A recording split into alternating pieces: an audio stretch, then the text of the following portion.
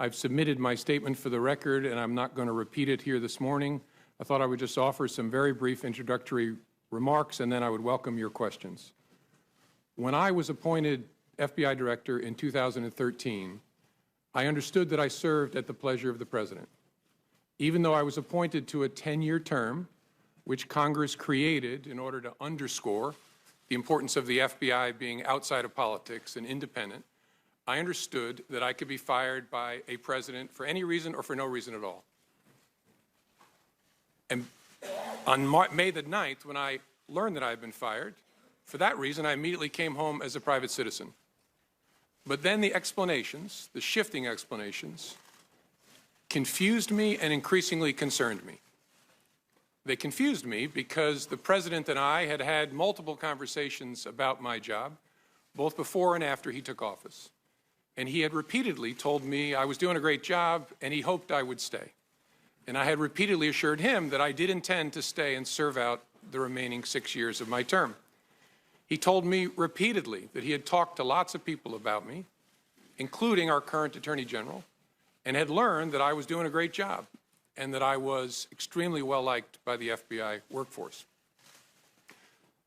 So it confused me when I saw on television the President saying that he actually fired me because of the Russia investigation, and learned again from the media that he was telling privately other parties that my firing had relieved great pressure on the Russia investigation.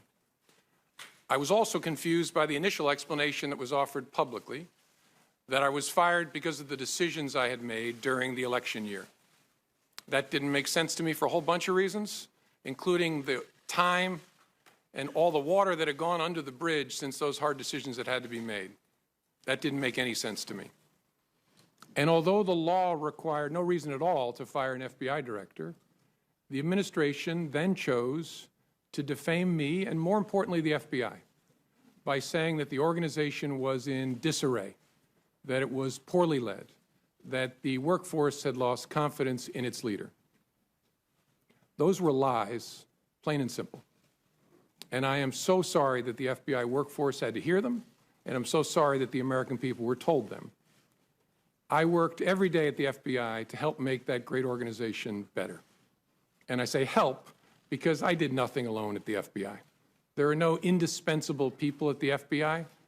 The organization's great strength is that its values and abilities run deep and wide.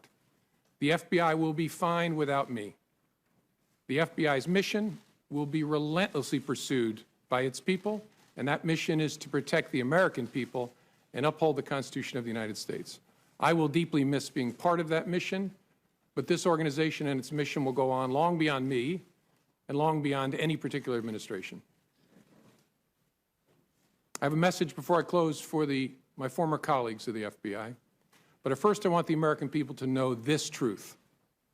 The FBI is honest, the FBI is strong, and the FBI is and always will be independent. And now to my former colleagues, if I may. I am so sorry that I didn't get the chance to say goodbye to you properly. It was the honor of my life to serve beside you, to be part of the FBI family, and I will miss it for the rest of my life. Thank you for standing watch. Thank you for doing so much good for this country. Do that good as long as ever you can.